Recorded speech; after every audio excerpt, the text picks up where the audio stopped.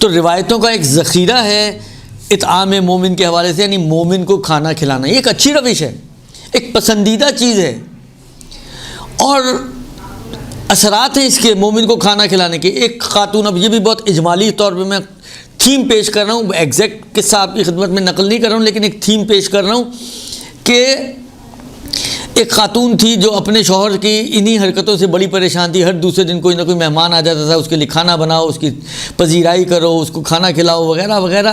اب آپ کو پتہ ہے عورتوں کو تو ان چیزوں سے اس لیے چڑ چڑھتی ہے کہ بالآخر ان کا کام بڑھ جاتا ہے۔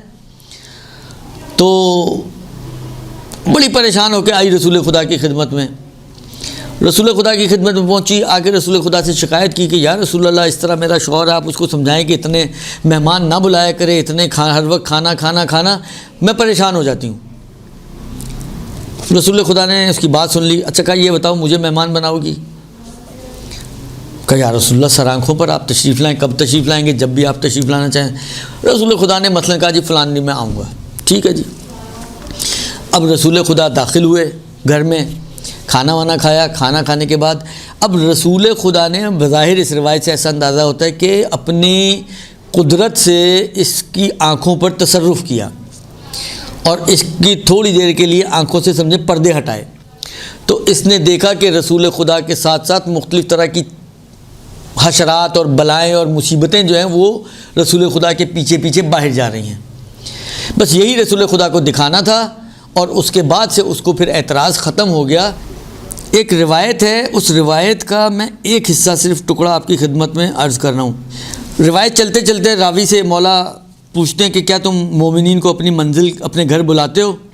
قلت نام ما آکل الا و معی الرجلان والثلاثہ و اقل و اکثر، کہتے ہیں میں کبھی کھانا نہیں کھاتا مگر کہ ایک یا دو یا تین یا چار کچھ لوگ خلاصہ میرے ساتھ سفرے پر ہوتے ہی ہیں۔ فقال ابو عبداللہ، چھٹے امام نے کہا اما انا فضلہم علیکا اعظم من فضلک علیہم، ان کی فضیلت تم پر، یہ وہی روایت ہے، ان کی فضیلت تم پر زیادہ ہے بنسبت اس کے کہ تم ان کے اوپر فضیلت رکھو، یعنی تم جو کھانا کھلا رہے ہو تمہاری فضیلت کم ہے، وہ جو تمہارے ساتھ سفرے پہ بیٹھ کے کھانا کھا رہے ہیں ان کی فضیلت تم پر زیادہ ہے۔ اس کو بھی تعجب ہوا، آپ کو بھی تعجب ہو رہا ہوگا یہ کیا بات ہوئی، میں کھانا کھلانے والا ہوں میری فضیلت کم ہے اور وہ کھانا کھانے والے ہیں ان کی فضیلت زیادہ ہو گئی، اس کو بھی تعجب ہوا۔ فقلت جعلت فداک اطعمہم طعامی او طعہم رحلی ویکون فضلہم علی اعظم، میں ان کو کھانا کھلاتا ہوں، میں ان کو جگہ دیتا ہوں مگر اس کے باوجود ان کی فضیلت مجھ سے زیادہ ہے؟ قال نام، کہا امام نے کہا ہاں۔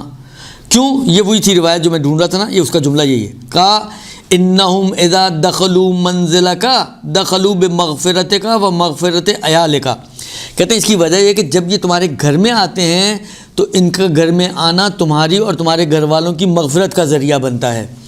وَإِذَا خَرَجُوا مِن مَنزِلِكَ خَرَجُوا بِذُنُوبِكَ وَذُنُوبِ عِيَالِكَ، اور جب یہ تمہارے گھر سے نکلتے ہیں کھانا کھانے کے بعد تو تمہارے اور تمہارے گھر والوں کے گناہوں کو اپنے ساتھ لے کر جاتے ہیں، تمہاری بخشش کا، گناہوں کی مغفرت کا سبب بنتے ہیں۔ اب دیکھیں ایک مہمان آتا ہے کھاتا ہے آپ کے پاس، آپ اس کے اوپر پیسہ خرچ کر رہے ہیں، وہ آپ کے لیے اخروی تحفے لے کر آ رہا ہے، آپ کی مغفرت کا ذریعہ، آپ کے گناہوں کی بخشش کا ذریعہ بن رہا ہے۔